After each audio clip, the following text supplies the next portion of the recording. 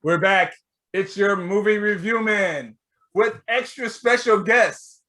I'm Jeff Johnson, and I'm Claude Faitier. And we have with us Jeffrey Johnson, Jeffrey II, and Brian Johnson. Hey. We need this Power Pack lineup for a Power Pack title. It's Godzilla versus Kong.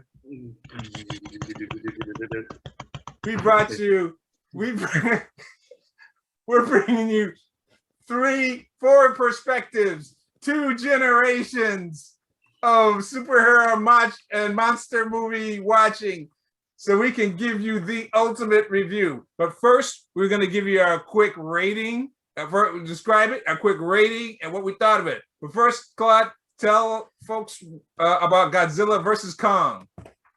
All right, Godzilla versus Kong is the third movie in the Warner Brothers, I guess you would say their movie-verse franchise around Godzilla.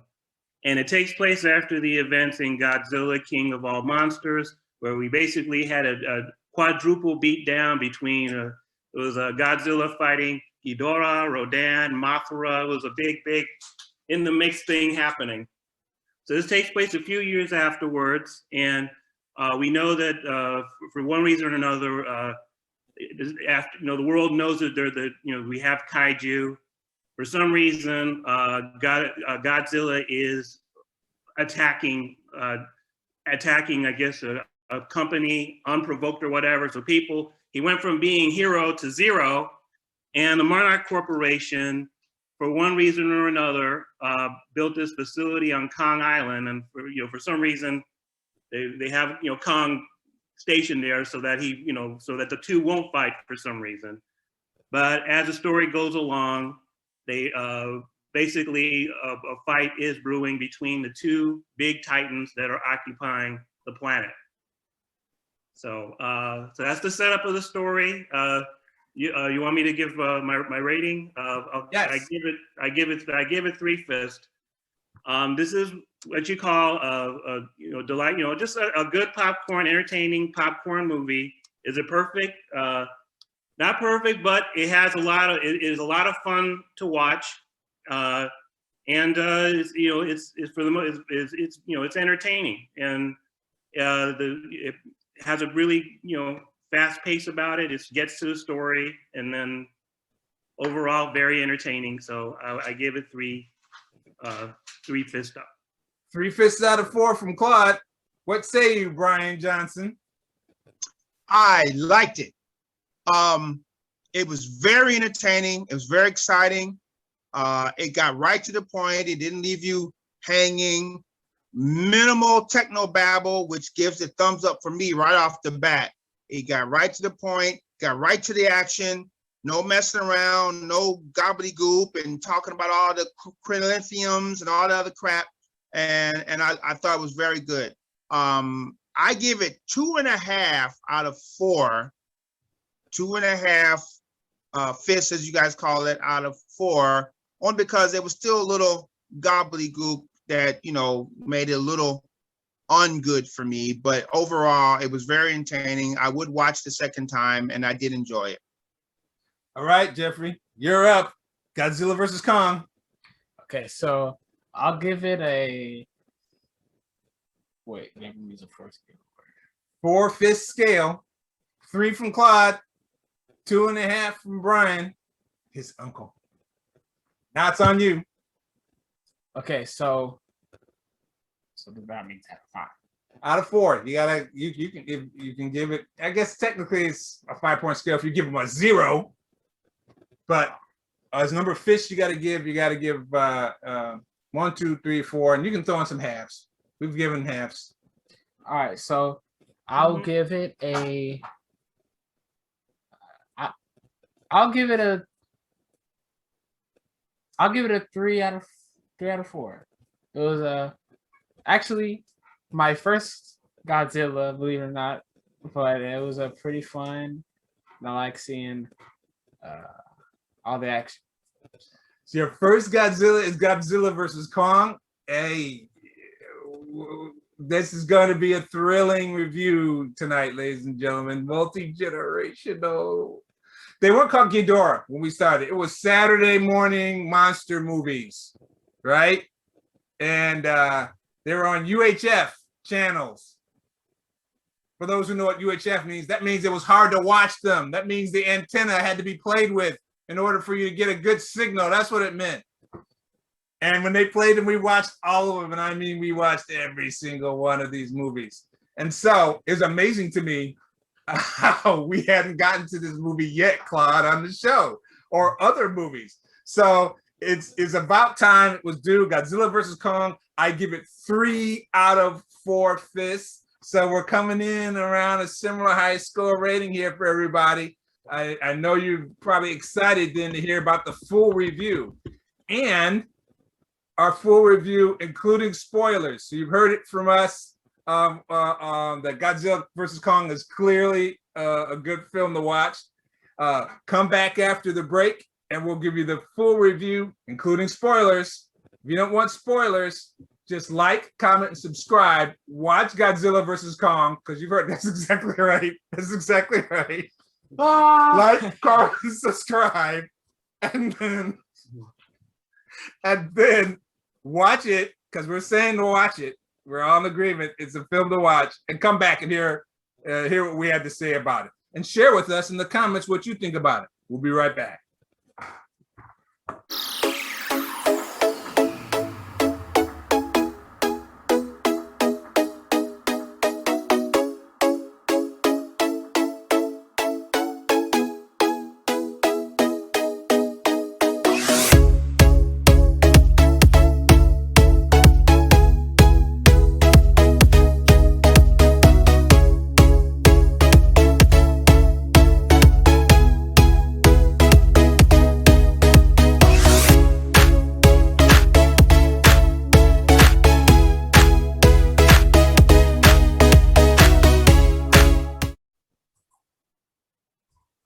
We're back. It's your movie review men, Jeff Johnson and Claude Faitier. Brian Johnson. And our special guest, our recurring guest, Brian Johnson and Jeffrey Johnson, Jeffrey II. It's a very special episode. Thanks for hanging with us and coming back for the second part of our show. Remember to like, comment, and subscribe. Let us know what you think about the review and the movie. So remember, subscribe. What should we do again? We should what again? Subscribe. Subscribe. Like and subscribe. Like and subscribe. Subscribe. Now, this is the full review of Godzilla versus Kong, including what, Brian? Spoiler alert! Godzilla doesn't get to do Spoiler that. alert! Only Kong does this. Only Kong does this. Hey, can I say the first word? Spoiler alert! Jeffrey wants to give the first word of spoiler alert. Tell him. Mechagodzilla. He spoiled it, folks. If you thought it was just Godzilla versus Kong, you're in for a spoil. They went there, right? Just when you thought it was like Godzilla versus Kong, just when you had to choose. Because let's be clear, I don't know about you guys, I'm kind of a King Kong guy. But it's I'm a King Kong guy too. So see, Claude, are you a Kong guy or Godzilla guy?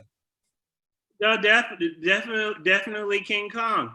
Definitely King Kong, man. Right? Am I right? He's the bestest. Now, but it's clear, like in all films, who's gonna win in the fight? Well, it's like, well, whose movie is it?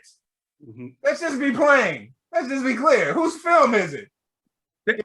I mean, that was definitely a reality check right there. Even I had to check with myself. Wait, hold up, wait a minute. That's all that. That's right. Who's first? Whose name is first who's top on the villain? bed? Yeah, that's right. That is the rule. That is the rule, because back in the 60s, when it was King Kong versus Godzilla, you know who won that one. If you come in first, if your name is first, you got first place. That's how it was done. So it's top billing, baby. Talk to your agent. as you mentioned, Claude, this is the fourth, if you will, in the what's the term? Guy gun? We didn't have guy gun. They didn't call it guy gun back then. In the Mega Monster series from the Warner Brothers house. They gave us the first one was just plain was Godzilla, so we're already knowing whose movie is whose film and whose series it is. Then they gave us Kong Skull Island. Then they gave us Godzilla King of All Monsters, and then this is clearly the penultimate in their series. And folks, since this is the spoiler, but also the helper review piece, you don't have to fast forward to the end. There's no post-credit teaser at the end. As the guy used to say, when monkey died, roll credits. Well, okay, this is the spoiler alert. Monkey don't die, or all of us would have been very unhappy on this review. We wouldn't be given no 3 stars out of 4 and 2.5 stars out of 4 if they killed our beloved Kong.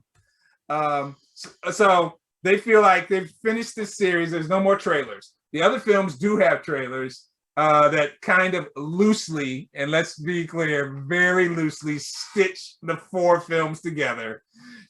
You don't have to say, oh my gosh, can I enjoy this film without seeing the other ones? Right, Jeffrey, you enjoyed the film without seeing the other ones. And Brian, you started to watch it. I actually went back and I binge watched all the other ones before watching Godzilla versus Kong, because I had surprised myself. I was like, how is it possible that I've loved all these films when I was Jeffrey's age and younger, and I hadn't seen them? So I said, let me go back and watch all of the other 3 before watching Godzilla versus Kong. And ladies and gentlemen, I watched them and said, ooh, I already saw this already. That kind of says something. That kind of says something all by itself. Did I like them? Yes. Did I remember that I already saw them? No. Think of it as a Krispy Kreme donut. Did you like it while you were eating it? Yes. Yes, you did. Did it last? Did you have to go back and get one more? Yes, you did, because you just, you didn't really, it didn't provide nutrition, and it never lasts long enough. It never lasts long enough. Just eat another one and you'll like it again. Do over. Now, Brian. Now, well, Claude, what do you want to say on that? Or what else about it? I binge watched to catch up on them, and you know what? I mean, the first 2 were entertaining, but I had to honestly say, I mean, definitely, if I was younger, this would have been something I ran to the theater to see, and I was sort of liking these movies, but then I was also like, woo, I think I aged out of this, but it was, I mean, but it was a, just a good little, I guess, nostalgia burger, but the movies did seem long, because both the earlier ones are over 2 hours, and this one was clocked in a little under 2 hours, and as Brian pointed out, immediately got to the story. And got straight to the action. Yeah. Got straight to action. Let's be clear. Yeah. I haven't watched, you saying you went back and saw some of the old classics, right? No, not the old classics. I'm just talking about Godzilla King of Monsters, and this one. I saw Kong Island a long time ago, and I took a quick look at that one. I said, you know what, I think I'm probably gonna like it more, seeing it a second time. But overall, like I said, just seeing the first 2 seemed a little bit of a chore. Godzilla King of Monsters, which I love, Destroy All Monsters and everything when it came out, but I was like, okay, a lot of techno babble, like, as Brian pointed out, I was getting it, I was sort of liking it, but at the same time, I was looking at my watch like, okay, let's just get through this, So Brian, you gave it 2.5 stars. Tell us the part that made it good enough to boost up into that 2 to 3 rating, and then why you ticked it back to 2.5. Well, first of all, like I said, it was very entertaining, and that's because it got right to the point. It got right to the action. It started off almost immediately with Godzilla attacking the land. I guess that was New York or New Jersey somewhere. The Apex headquarters. Yeah, Apex. They destroyed so many other places. They had to find some other coastal place. I think it was Florida Yeah. this time. Was it Florida? But if you remember, huh? Was it Apex in If you Florida? remember- I think? Was it in Florida? It was in Maybe Florida. I got it wrong. Okay, all right. I think- So, but if you remember, Godzilla attacked for a reason because they signaled Godzilla come in. You know, since we've done a spoiler alert, we can say this. So Godzilla attacked for a reason. But my whole point was they got right to the point, right to the action. I didn't like one of the characters, and I hate to say that it was the brother, but I didn't care for his character too much in the movie. He added 0 to the movie. And when I mean 0, if you think back and you just cut his whole scene out of that, all his scenes out of the movie, you would not have missed anything. He didn't add any value to the movie at all. No disrespect, but he added 0 to the movie. So I got to disagree Okay. with you. And I think Jeffrey does too, right, Jeffrey? No, he I didn't add. The Mecha Godzilla was going to come out anyway. He didn't add anything to it. And he didn't do anything to help defeat the Mecha Godzilla. All he was doing was talking blah, blah, blah, blah, blah, blah, blah. So you're talking That about added Brian. nothing to the story. You're talking about Brian Tyree Henry's character. And here's a couple of things that I liked about it. One, I'm amazed at how all of these movies are so diverse. It's amazing to me that with a giant nuclear power blasting dragon who's much taller than he ever should be versus a giant gorilla film, they took the time to have a very diverse cast in all the films, including this one where Brian Tyree Henry plays the comic conspiracy theory podcast radio program person who's going to expose the true nature of the suspicious corporation, Apex Corporation. Now, Brian, you said that they could just totally lose him completely. From a let's just get to the action and the main event fighting part, I agree with you. But the part I disagree with you is that this movies really were for us when we were little kids, and they pulled him into the little kid portion where he leads the 2 younger children characters who are in the film through this adventure to explore the parallel subplots of the antagonist. We have there's so many moving parts and so many characters in these disaster type movies that someone's the antagonist, but we're not exactly sure why. They're the baddie, and they got to be bad for a reason. And so we get to have young people exploring and exposing the baddies with Brian Tyree Henry as the comic relief. And I thought it was kind of funny. Some levity. Jeffrey, what did you think as a young person? Instead of us old gray hairs. I think it was pretty funny. So I think what Brian was saying about the how central he is to the plot. I kind of get to. I don't know if he was that central to the plot, but I thought he was pretty funny. Yeah, some jokes, So Okay, and so yes, the ultimate surprise baddie of Mecha Godzilla was going to be revealed eventually, and then also it helped us solve the problem of the fact that we love both Godzilla versus Kong. And just having the star of the show beat down our beloved character, it needed a punch up, and it got a punch up. Yeah, and I agree with what I like what you said before. I mean, yeah, he definitely wasn't a main part, but the whole idea that he was again drawn into the kids part of the story, and they planted the seeds of there's something else that's happening here. And basically giving us, a little bit of information, not just necessarily about Mega Godzilla, but of course how Mega Godzilla worked and all that type of stuff. Nothing very important, just extra, like background material. Technically, you could have cut it out, but the fact that they were using, the skull of the Gidiran or whatever to power it and everything. I mean, it was just they gave that little bit of information. Do we want them saving the day? No, because we don't want to have the kid genius saving the day type of thing. But it gave a little bit of information, and to set us up for what happens towards the end.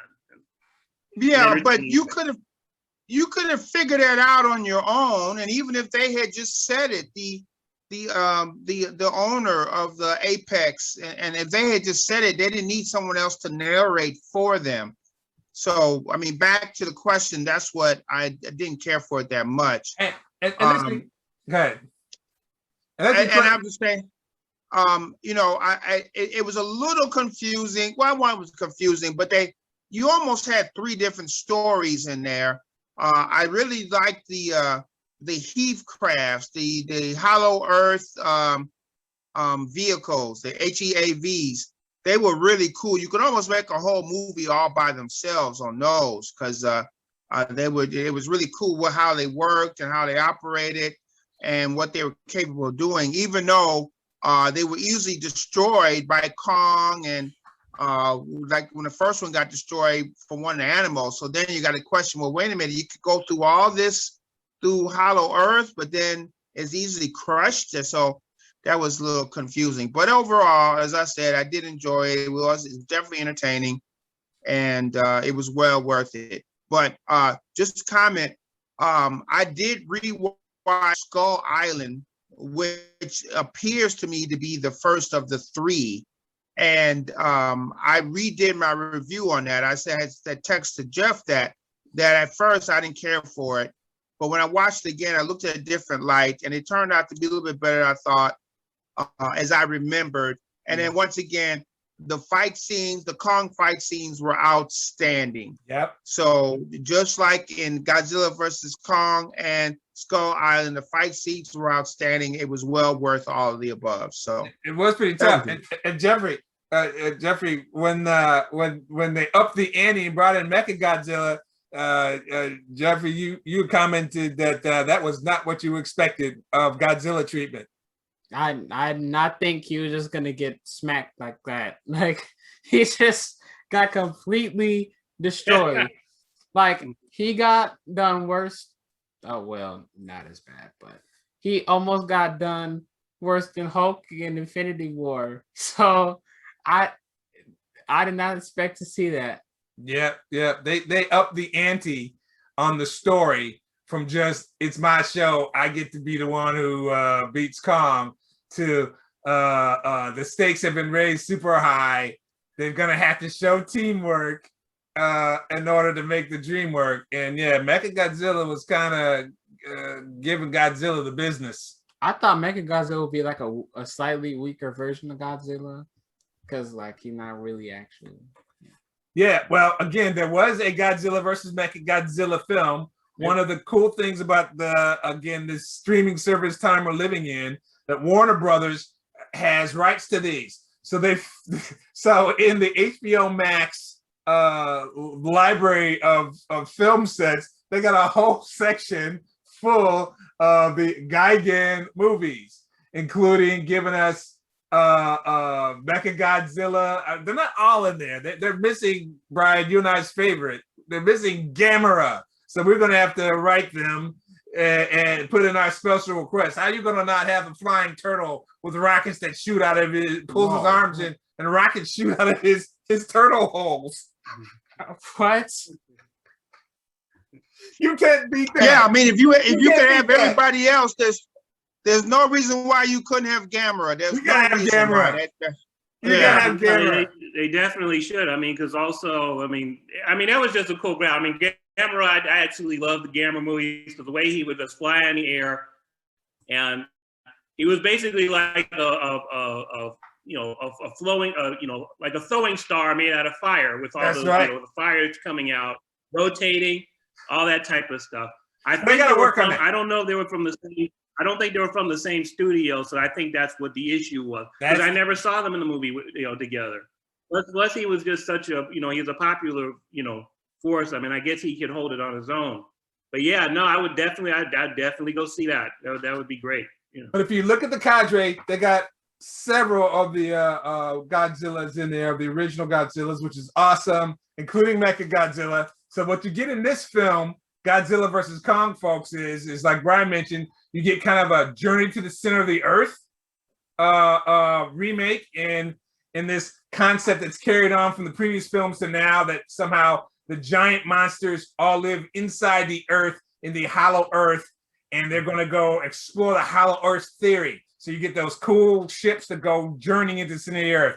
And yes, ladies and gentlemen, no, they don't give you a lot of techno babble, which is good. They get straight to the action, but also they don't really follow all of their rules too much. They give you a super powered ship that's so super powered that it can just be chewed up by one of the monsters when you bite it.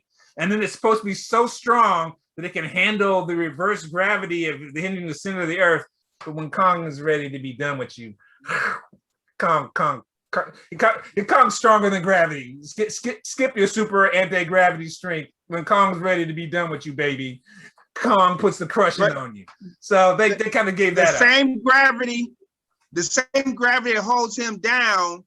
He's stronger in his hand because he crushed the ship. Because he's Kong. Go figure. So, right.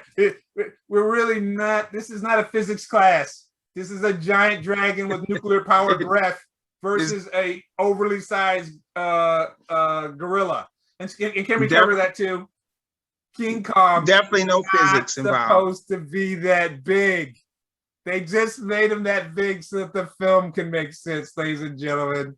Godzilla is as big as they need him to be. Godzilla is either 60 stories tall or he's 80 stories tall. It just depends on what scenes look better and how big of a building you want to knock over. Don't get picky. Go get picky. And so King Kong, to fight Godzilla, he's going to have to be huge. So for this movie series, King Kong is ridiculously larger than he's ever been in any other Kong movies. He can't both be big enough to fight Godzilla and climb the Empire State Building. This isn't the Empire State Building King Kong, ladies and gentlemen. It's the Godzilla versus Kong, and you just have to accept that. But you have to give him credit. He did a pretty darn good job on faking the scale. You know, it was not an obvious difference in size when it needed to be. It looked like it was just so natural, like it just flowed. So, but you're absolutely right. How he can, he can interact with the little girl, but then now, he's as big as the buildings, if not bigger. Well, how is that possible? Kong has the greatest eyesight ever, ladies and gentlemen. It's Kong. Right. It's King Kong. He has perfect vision. How good is his vision, Jeffrey? 30-30. He can reach down to an itty bitty little girl and give her a high five with the fingertip, and then he can read her sign language when she's trying to tell him something. Thank you, Kong. Right, that's right. He can see. Thank you, Kong. With my itty bitty little fingers. And then Kong, 80 stories up, with his giant Super Kong eyes, can say, "You're welcome, young lady." All right. Okay. Who was touched by the fact that he could speak sign language, though? Did that work for everybody? And it sort of worked for me. I had to admit. Claude, did you have to wipe it? I did. I didn't get teary eyed. I guess the one thing I sort of wish is that they sort of. Man, I love King Kong. He has an expressive face. He has history in the movies because even in the very, very, very first movie, he was a completely a special effect. He was not necessarily a man in a suit. But it was just what was strange was the way that they had him in that containment thing, and there was always this concern about we have to hide him from Godzilla, and I'm just like, okay, well, why you have to hide him, and it's just. It was just, just the fights. He basically had a couple of fights I was going for him, but then it sort of made sense that Godzilla was going to win because he's nuclear powered. He could fire these things out, and Kong may be able to throw in a couple punches, but then he's like, gets labored, breathing and stuff. But overall, we were building up towards this big thing, and they were making him seem like, we have to protect him a little, and I was just okay. Yeah. Kong had a rough day. He had a rough day in that movie. I mean, think about it. He fought a lot of monsters in one day. He did. So cut him a little slack. Cut him a little slack. It's Godzilla versus Kong. But he did a lot of fighting, which is good. So that us Kong fans can have our day. And then again, he was a prominent character in the journey to the center of this hollow Earth, which was a very cool concept and effect, where both the ceiling and the floor of the Earth had gravity to it. But then, of course, you know, it just got a little crazy where Kong, much like what was in the King of All Monsters, Kong finds his own throne. He uses weapons that can be nuclear charged, and has a throne and he sits on it. So it was very, very cool. And it didn't have to make any more sense, ladies and gentlemen, than a nuclear-powered breathing dragon who's 80 feet tall versus a 60 to 80 story tall gorilla with a powered axe. He uses tools and uses sign language.